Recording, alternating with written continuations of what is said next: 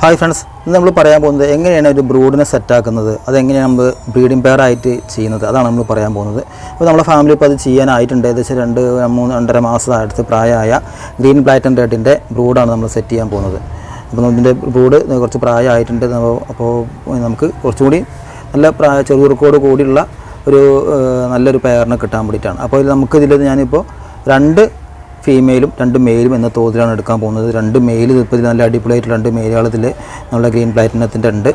അപ്പോൾ ഇതിനെ മാറ്റിയെടുത്തിട്ട് വേണം നമുക്ക് വേറെ ടാങ്കിലേക്ക് സെറ്റാക്കാൻ. പിന്നെ നമ്മൾ അതിൻ്റെ ഫീമെയിൽ സെപ്പറേറ്റ് ചെയ്തിരിക്കുന്ന ഇതുവരെയും മെയിലിനെ ഇതുവരെയും കാണാത്ത ഒരു ഐറ്റം ഉണ്ട്. അപ്പോൾ അതും നമ്മൾ ഇതിലേക്ക് ഒരുമിച്ചിട്ടിട്ട് ബ്രീഡിംഗ് പെയറാണ് നമ്മൾ ആക്കാൻ പോകുന്നത്. ഓക്കെ, അപ്പോൾ ആദ്യം നമുക്ക് ഇതിൽ നല്ല സെലക്ട് ചെയ്യാനൊന്നുമില്ല. നമുക്കിങ്ങനെ നോക്കുമ്പോൾ തന്നെ 2 നല്ല അടിപൊളി സൂപ്പർ മെയിലുകളെ ഇതിൽ കാണാനുണ്ട്. അപ്പോൾ 2 മെയിലിനെ നമ്മൾ വേറെ ടാങ്കിലേക്ക് തൽക്കാലത്തേക്ക് മാറ്റുകയാണ്. എന്നിട്ട് ഞാനിവിടെ സെറ്റാക്കിയ ഒരു ടാങ്കിലേക്ക് മാറ്റണം. തൽക്കാലത്തേക്ക് ഞാനിപ്പോൾ ചെറിയൊരു ബേസിലേക്ക് ഇപ്പോൾ ഇടുകയാണ് വീഡിയോ കാണിക്കാൻ വേണ്ടിയിട്ട്. അപ്പോൾ ആദ്യം നമുക്ക് ഈ മെയിലിനെ നമുക്ക് പിടിക്കാം. മെയിലിനെ എടുത്തു.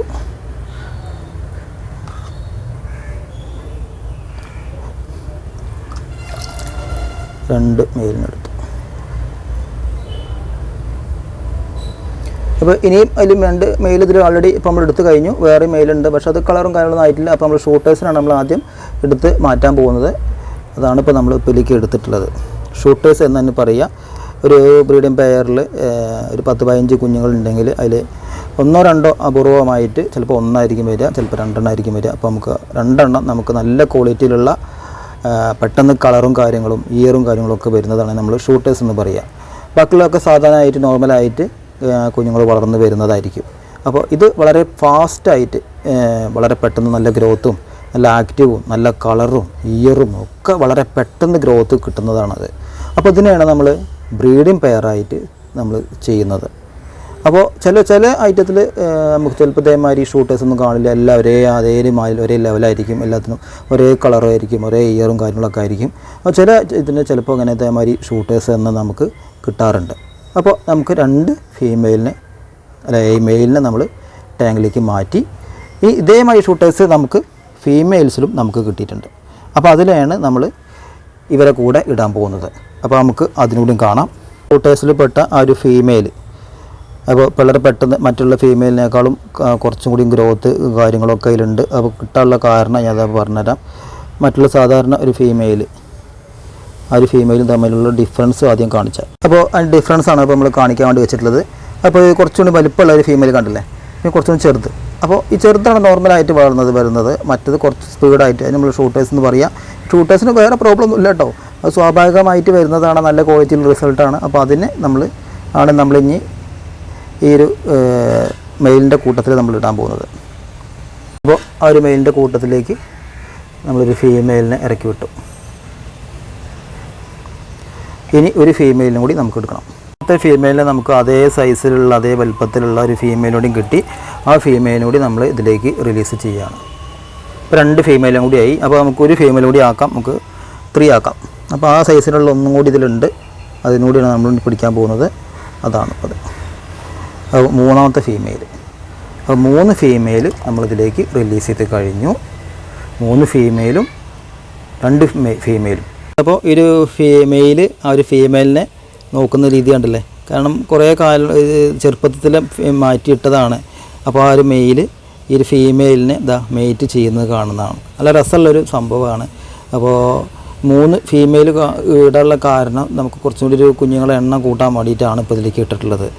അപ്പോൾ അതിന് വേണ്ടിയിട്ട് അപ്പോൾ വളരെ പെട്ടെന്ന് വീടായിക്കോളെന്ന് വിചാരിക്കുക. അപ്പോൾ സൈസ് കുറച്ച് ചെറുതാണ് അപ്പോൾ തോന്നും. അത് ഏകദേശം പ്രസവിക്കാൻ ആ സമയത്തൊക്കെ നമുക്ക് ആ സ്വാഭാവികമായിട്ടുള്ള ആ ഒരു സൈസും കാര്യങ്ങളൊക്കെ കണ്ട് വരും. അപ്പോൾ നമുക്ക് ഇതിൻ്റെ ബ്രൂഡ് സെറ്റാക്കുന്നതിൻ്റെ കാര്യങ്ങൾ പറയാം. അപ്പോൾ സെറ്റാക്കുന്നത് ഈ ഒരു പദ്ധതിയിലാണ് കേട്ടോ. ഞാനിപ്പോൾ വീഡിയോ എടുക്കാൻ വേണ്ടിയിട്ട് നമുക്ക് ഡിസ്പ്ലേക്ക് ചെയ്യാൻ വേണ്ടിയിട്ടാണ്. അപ്പോൾ എടുക്കാൻ വേണ്ടിയിട്ടാണ് ഈ ചെറിയൊരു ബേസിലേക്ക് ഞാൻ പെട്ടത്. അപ്പോൾ ഞാനിവിടെ സാധാരണ ഒരു ബ്രൂഡ് സെറ്റാക്കുക പറഞ്ഞാൽ ഇങ്ങനത്തെ ഒരു ബേസിനാണ്, ഒരു 30 ലിറ്ററിൻ്റെ 35 ലിറ്ററിൻ്റെ ബേസിന് ഇതിലാണ് ഞാൻ ബ്രൂഡ് സെറ്റാക്കുക. ഇത് നമുക്ക് ചുരുങ്ങിയൊരു 5 പീസുകളിടാം. 2 ഫീമെയിലും 2 ഫീമെയിലും ആയിട്ട് ഇടാം. അപ്പോൾ ബ്രീഡിംഗ് കേജ് ഒന്നും ഞാനിവിടെ സാധാരണയായിട്ട് ബ്രീഡിംഗ് കേജ് ഒന്നും യൂസ് ചെയ്യാറില്ല. നമ്മൾ ബ്രീഡിംഗ് കേജാണ് നമ്മളെ ഈ ഒരു കബോമ്പ മാതിരിയുള്ള ഫോക്സ് ടെയിൽ. ഇതിന് ഫോക്സ് ടെയിൽ എന്ന് പറയുക. ഇതിന് കുറച്ച് വേരും കാര്യങ്ങളൊന്നുമില്ല, ജസ്റ്റ് വെള്ളത്തിലിട്ടാൽ തന്നെ ഇത് ഉണ്ടായിക്കോളും. ചെറിയൊരു പീസാണ് ഇട്ടിട്ടുള്ളത്. ഇനി സ്വാഭാവികമായിട്ട് ഇതിൽ നിന്ന് ഓരോ റൂട്ടായിട്ട് ഇങ്ങനെ തന്നെ ഉണ്ടായിക്കോളും. ചെറിയൊരു വെയിലടിക്കുന്ന ഭാഗത്ത് ഇട്ടാൽ മാത്രമേ നമുക്കിത് ഉണ്ടാവുള്ളൂ, ഇല്ലെങ്കിൽ ഇത് ചീഞ്ഞ് പോവുകയുള്ളൂ. ചെറിയൊരു വെയിൽ, രാവിലത്തെ ഒരു വെയിൽ അടിച്ചാലേ കറക്റ്റായിട്ട് ഉണ്ടാവുള്ളൂ.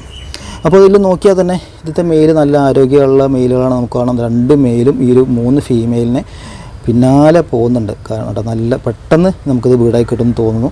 കണ്ടോ, 2 പിന്നാലെ പായുന്നുണ്ട്. അപ്പോൾ ഇത് കാണാൻ തന്നെ നല്ല രസമാണ്. രണ്ടും ആ ഒരു മേറ്റിംഗ് പ്രോസസ്സ് കാണാൻ തന്നെ വളച്ച് അവരുടെ ശരീരം പ്രത്യേകതയിൽ വളച്ച് കഴിഞ്ഞ് പാലൊക്കെ സൈഡൊക്കെ ആക്കിയിട്ട് മേറ്റ് ചെയ്യുന്നത്. അപ്പോൾ അത് സ്വാഭാവികം 1 മാസം കഴിഞ്ഞ് കഴിഞ്ഞാൽ നമുക്ക് 1.5 മാസം കഴിഞ്ഞാൽ നമുക്ക് അതിന് കുഞ്ഞുങ്ങൾ കിട്ടും. അപ്പോൾ കുഞ്ഞുങ്ങൾ ഒളിച്ച് നിൽക്കാൻ വേണ്ടിയിട്ടാണ് നമ്മൾ ഈ ഒരു ഫോക്സ്-ടെയിൽ എന്ന് പറഞ്ഞ ഒരു പ്ലാന്റ് നമ്മൾ ഉപയോഗിക്കുന്നത്. അപ്പോൾ ഇതിന് യാതൊരു വളവും കാര്യങ്ങളൊന്നും വേണ്ട. അതിൻ്റെ സൈഡിൽ ചെറിയ റൂട്ട് ഉണ്ടായിരിക്കും, നമുക്ക് കണ്ണുകൊണ്ട് കാണില്ല. അതാണ് ഈ വെള്ളത്തിൽ നിന്ന് ഈ മത്സ്യങ്ങളിലെ കാട്ടവും കാര്യങ്ങളൊക്കെ ഫുഡിൻ്റെ കാര്യങ്ങളൊക്കെ വലിച്ചെടുത്ത് ഇതുണ്ടാവുന്നത്. പക്ഷേ സൂര്യപ്രകാശം തട്ടാതെ ഇത് ഉണ്ടാവില്ല. അപ്പോൾ രാവിലെ വെയിൽ അടിച്ച് കഴിഞ്ഞാൽ കറക്റ്റായിട്ട് അത് വളരെ ഫില്ലായിക്കോളും. കുറച്ചും ഫില്ലായി കഴിഞ്ഞാൽ നമുക്ക് നീന്താൻ പറ്റാത്ത സ്ഥിതി ആയി കഴിഞ്ഞാൽ പൊട്ടിച്ച് കളഞ്ഞ് വേറെ ടാങ്കിലേക്ക് ഇട്ട് കൊടുക്കുക.